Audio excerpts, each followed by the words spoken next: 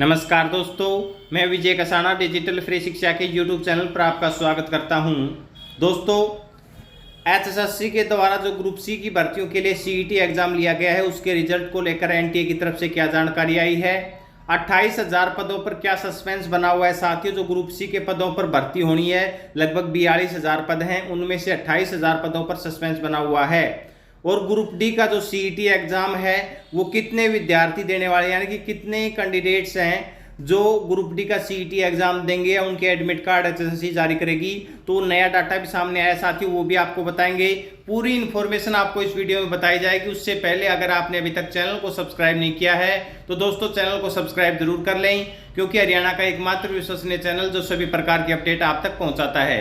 चलिए अब देख लेते हैं कि जो 28,000 पदों पर क्या सस्पेंस है, उसके बाद हम ग्रुप डी का जो सीईटी एग्जाम है उसके बारे में बात करेंगे।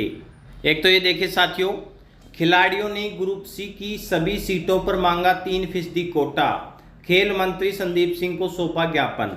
यानी कि अब आप कहेंगे कि खिलाड़ियों का जो 28,000 पदों से क्या रिलेटेड है, तो साथियों वही आपको मुद्दा बता रहे हैं कि जो 3% आरक्षण दिया गया है वो कुछ डिपार्टमेंटों में दिया गया है, और इन खिलाड़ियों का मानना है कि सभी डिपार्टमेंट्सों में हमें ये 3% कोटा दिया जाना चाहिए।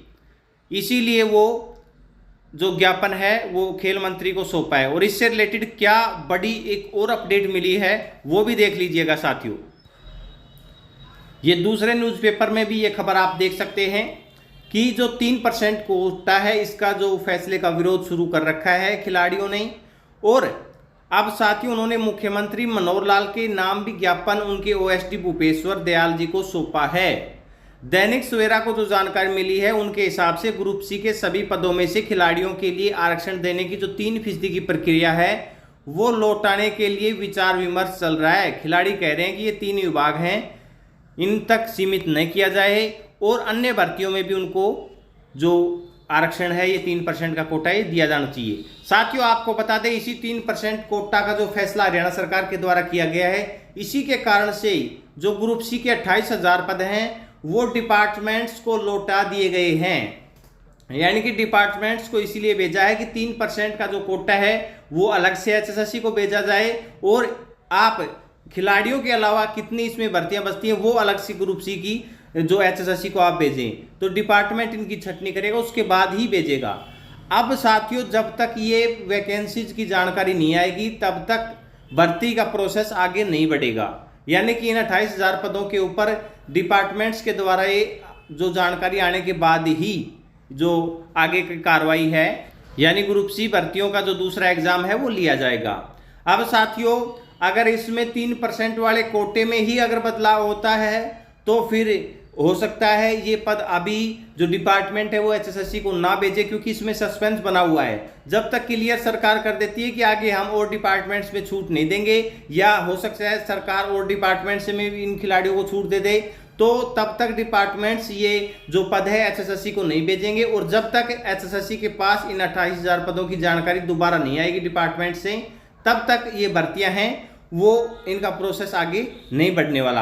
अब हो सकता है डिपार्टमेंट चाहे तो ये प्रोसेस और भी फास्ट कर सकता है, लेकिन जिस हिसाब से पीछे की प्रक्रिया आप देखते आए हैं ग्रुप डी में, या जो चीफ सेक्रेटरी के द्वारा काफ़ी बार डिपार्टमेंटों को कहा जाता है खाली पदों की जानकारी के लिए, तो कितना स्लो मोशन में काम होता है वो आप जानते भी हैं।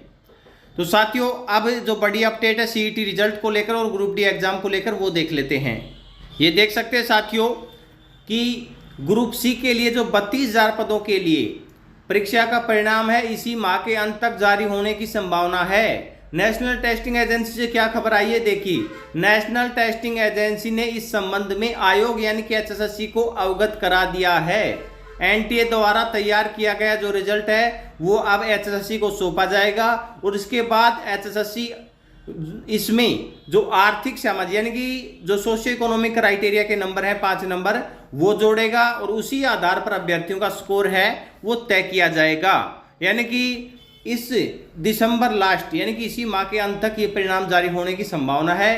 ग्रुप सी की भर्तियों के लिए जो 4 गुना कैंडिडेटों को बुलाया जाएगा, ये जो अभी तक जारी है। क्वालिफिकेशन के लिए युवा प्रयासरत हैं, अब देखना ये होगा कि उसका आखिर नतीजा क्या होता है।